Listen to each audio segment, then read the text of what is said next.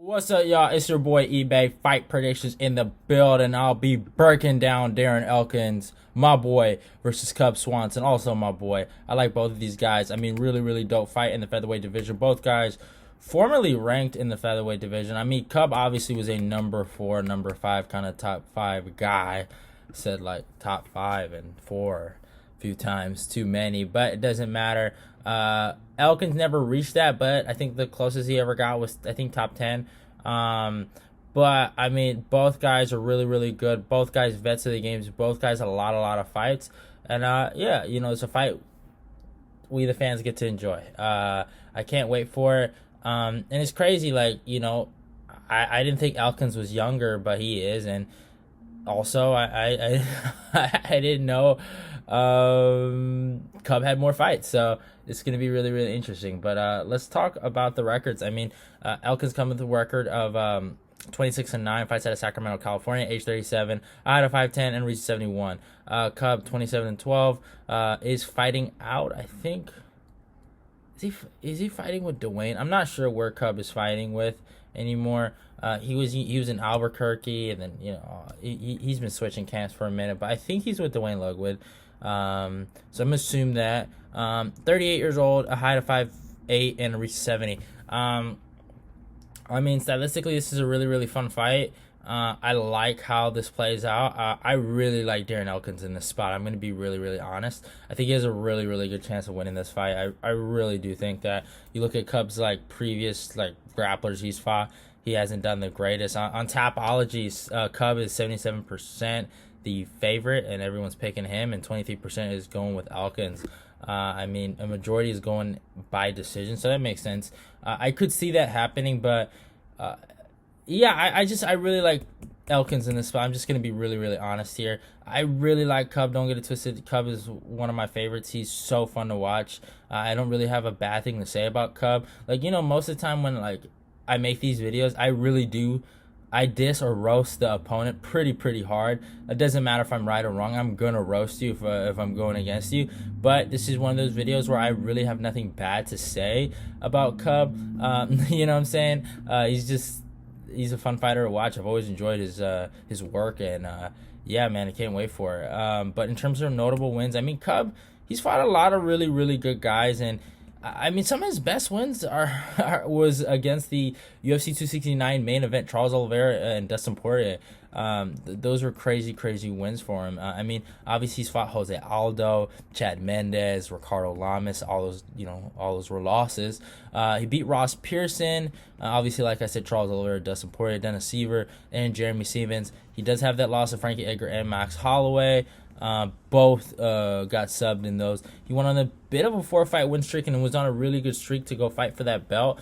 Beat Harkan Diaz, Tassan Kujori, I'm sorry, I can't even say his name. That phenomenal fight against Doi Hoi Choi, and the fight night main event against Artem Lobach, which was crazy. They gave him a main event. And then he had the Brian Ortega main event, which was a number 1 contender bout, I'm pretty sure, right? Or no, it wasn't really a number 1 contender bout, but I think it was for Cub, I think. I'm not sure, but yeah, Ortega beat Cub and then fought Frankie, I think, and that's how he got the title shot. Then he ran it back with Frankie. Frankie ended up beating him by decision. Then he fought Mocanho, got subbed. Fought Shane Burgos, lost the splits. Really close fight there, but I thought Burgos edged it. Had a phenomenal fight against Crow and Gracie. We haven't seen Gracie since.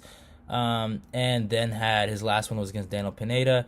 Phenomenal fight there. I mean, he fucking put it on him. I remember so many guys are fucking getting on me saying Pineda was the underdog of the card. Just because he struck lightning against fucking Herbert Burns doesn't mean he's gonna do it against Cub. And I stuck with my guns there, and he fucking knocked him the F out. He way performed, or overperformed, I think that's the word, overperformed than what I thought he was gonna do. And that was just nuts how he was able to do that. But yeah, it was pretty dope that he got the W there, and I was actually really happy for him. So yeah, but sorry, I thought I saw something. And then he fought Giga Chikadze. He overperformed against Daniel Pineda. He brought back the hair. I think that's going to be really important in this matchup to see, does Cub come with the ball head, or with the shed of hair. So we're gonna see. You know, I think it's gonna tell us if he comes with the hair, he's losing. It's just a fact. He comes bald headed, he means business. But yeah, I guess Giga. I mean, the body kick was fucking nasty. We found out just recently after Giga's last fight against Edson, he's actually a really really good fighter. I don't really think Giga's overrated. I just don't think he's the best. I at first I thought he was overrated, but him beating Edson Barboza the way he beat Edson Barboza, I mean, it's like I can't, as much as I've disrespected the guy, I can't really disrespect that performance. I know it's not even, this is not even a video about him, but it's crazy to me when you really look back at it. It's like, bro, that dude really destroyed Edson, and he destroyed Cub, man, like it was nothing. So, but has problems with Jamal Emmers and I think Brandon Davis. So it's funny how that works. But yeah, he fucking performed like a king in there against Cub, and yeah, he looked amazing. That's Cub's last fight. For Darren, I mean, Darren has fought a who's. I mean, Darren, he's just tough as nails, man. He's been in the game for so long. But in terms of, I mean, it's really hard to say notable wins. But he's fought a lot of good guys, man. You know, he's fought Charles Oliveira, Dwayne Ludwig, which is fucking funny. Diego Brandao. He fought Chad Mendes, Jeremy Stevens. Some of those are losses. Chaz Kelly, Masar Bektik, which was a insane fight. That was a fight I took him at. Obviously, I wasn't betting; I was too young for that, but I did pick him for that, and he fucking overperformed, and he fucking killed it.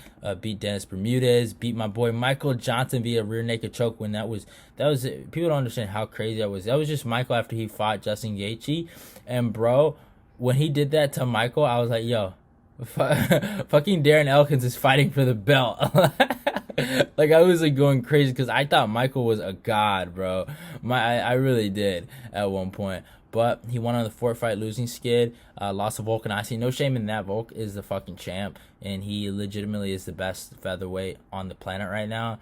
And there's no disputing that. I know there's some Hawaiian out there that says he's the best, but yeah, no one really knows who that guy is because he went 0-2. So. He's about to go 0-3 and might get finished, hopefully. But he lost to Ricardo Lamas, which was, I mean, Lamas looked amazing here. It was a dissection of just pure skill and technique. Dude, he really outclassed Darren Elkins. I mean, that was the thing. Darren it really does suck for him when he deals with someone with great takedown defense and decent striking. And we're going to see what Cub can do here, because Cub isn't known for great takedown defense. You know, we've seen him get controlled before. So, but if Cub has some decent takedown defense, yeah, he can maybe replicate this. This was, I mean, phenomenal. Lamas looked amazing here. This was a really fun fight to watch. It was a fight that was super exciting. I remember this was, I think, the Junior Dos Santos Bligo Ivanov card, I think. But I think, right? I might be wrong. Is it? Oh, it was the Magny Ponzinibbio card. Yeah. Okay, my bad. I thought it was this one, but this fight was I was so hyped for it. It was a really, really dope fight. And then he fought Ryan Hall, let me down big time. Right, he didn't know how to deal with Ryan. He didn't want to take him down, and he wanted to outbox him. But Ryan was using a lot of spinning, heel kicks to the body and just spamming that shit. And Elkins didn't know how to attack him. Then he fought Nate Landwehr.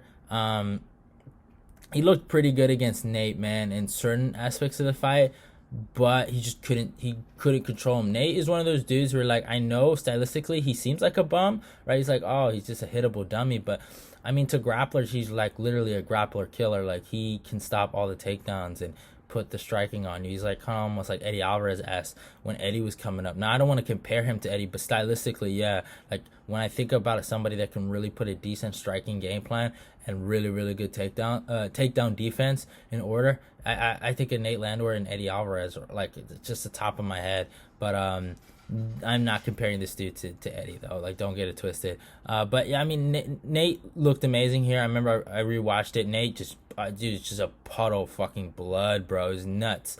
It was crazy how much blood was in that fight. I was like, yo, that's nuts.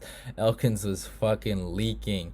But yeah, and then Elkins fought Eduardo Gregori, I think that's how you say his name. He didn't look too good. Even his last ones, I love Elkins, but he didn't look too good. But I mean, it's just the will of this man. He doesn't give up. He doesn't know how to spell the word give up. And I mean, he got hurt in this fight, but he just willed it back.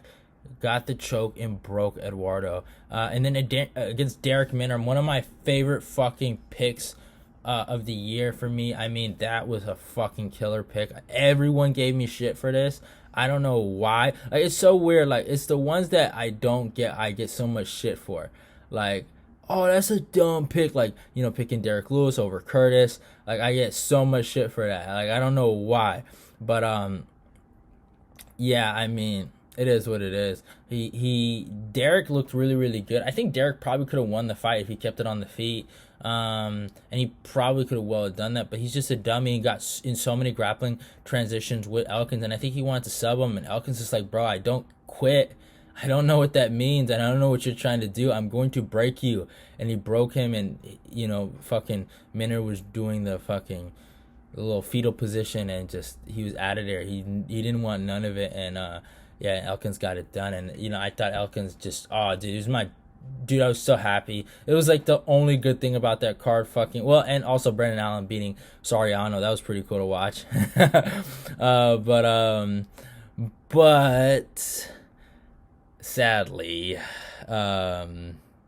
TJ did win against Corey Sandhagen, so that made me kind of sad. But this was also a cool thing to watch. Elkins getting the W. But yeah, I've talked enough about their notable wins and all that other stuff. But in terms of how they match up, I mean, Cub obviously has a boxing advantage, has the power advantage, and yeah, I mean, stylistically, he's probably has better striking cardio. I could say that maybe, but he's just striking is more fluid. Elkins is really, really. It's like he's almost guessing in there on what punches he wants to throw. But I feel like his boxing has gotten a lot better. His straight punches have also gotten a lot better. But yeah, I would say Cub has a distinct striking advantage. And dude, the way he throws his punches from awkward angles, he keeps them so low. The way he dips his head out of the center line and throwing punches, the straight right crosses, dipping his head, what's the word? Slipping the right hand to throw his right hand. Just the slip counters, slipping and ripping. You guys know what I'm saying, right? He's really, really good at that. His kicks are better stylistically. So I mean, he's gonna have a lot of advantages on the feet. I mean, the overhand right is there. I remember Volkanovski was able to drop Elkins with that. He's very susceptible to that. He's almost like Elkins is one of those weird guys that he has to get hit to kind of get in the fight, and I think Cub can take advantage of that. And it's like sometimes you can't afford to get hit in this fight game. You're gonna get hurt. So yeah, I think that's also something that Cub can take advantage of. But besides that, I mean, Cub's offensive jiu-jitsu game, I mean, it's good, but we haven't really seen it in MMA. I thought he was able to use a more offensive wrestling game against Giga. I really wanted to see him explore that, but he never really got to. But Elkins, I mean, I really do think this is a natural striker versus grappler matchup that people aren't really putting into consideration. I really do think Darren Elkins is leaps and bounds better than Cub on the ground. I don't think it's a competition. Just look at how Frankie Edgar dealt with him the first fight. I mean, it was just complete domination. Cub has been gifted not fighting a grappler in a long time, and I think in his last 3 fights he hasn't fought a grappler. Besides, I guess, Kron Grace, I would say an offensive wrestler. Let's say that. He hasn't fought in his last 3 fights an offensive wrestler. Giga, fucking Daniel Pineda. I mean, Pineda went for some takedowns, and he is a grappler, but he doesn't have a legit offensive wrestling game. You could see that even though the takedowns he went for were really picture perfect. The entries were awesome, but he had no lift. His penetration shot wasn't really the greatest, but I mean the positioning of the takedown, the double leg, the way his hands and were in the right positions, but he just didn't know how to explode and get the takedown. He just didn't know how to. He did all the steps right to get inside the legs and basically didn't finish the takedown. It was really interesting to see. I mean, it's like you do all that work just to not get a take. I don't know. Kron Gracie didn't attempt anything. Like, that was really interesting. When they fought, he just decided to strike. Shane Burgos, he's a really good grappler, but he doesn't use it. He's more of a boxer in there. And Renato Mocayo, I mean, he dropped him and then submitted him. So really, his last 5 fights, he hasn't fought an offensive grappler. I mean, Frankie's the last guy. In the rematch, he shows decent takedown defense, though. But in the first fight, I mean, dude, Frankie just manhandled, threw him around, and fucking dunked him on his head, bro. Like he was a baby. No disrespect to Cub. when I say that. I know that's like, yo, you say something disrespectful and then you say no disrespect. Like, come on, eBay. I love Cub. Don't get it twisted. I really do. I like Cub. Cub is my boy. But I'm just being honest. Like I said in the beginning of the video, I really like Elkins in this spot. I think Elkins is just too much of a gritty grappler here. And this is probably the first time, like, look at Elkins has fought really good grapplers or guys with great takedown defense. Derek Minner fucking submitted TJ Larmy like he was a nobody. And TJ's actually a decent wrestler. You know, Eduardo Gregory is a striking idiot. So I don't even want to put that in discussion. But Nate Landwehr has phenomenal takedown defense. All right? Fucking sadly, Ryan Hall is really good at jiu-jitsu. And Lamas is also a pretty good wrestler. So he's fought really good grapplers. He has not fought a guy that, in my humble opinion, loves to lay on their back and doesn't have any real submissions off his back and will get taken down just for fucking free. Cub will give him free takedowns. And I'm actually like leaning towards a Darren Elkins finish. I really think Darren can finish this dude, man. Just seeing the way that fucking Frankie got that rear naked choke in that first fight, I think Elkins can replicate it. And I'm gonna be taking Darren by fucking second round submission. I just really think he can get it, bro. I truly believe. Yeah, I am a sadistic Darren Elkins fan. The damage, so I could be probably the most biased dude in the world. And yeah, I am biased, but I'm back. There was so much cap at the end of that. my MacBook was like, bro, we gotta stop. But like I was saying, yeah, I am biased, but I'm proud. I'm a proud biased dude, right? I'm a proud biased predictor. Call me Kumbe all you want, SSG.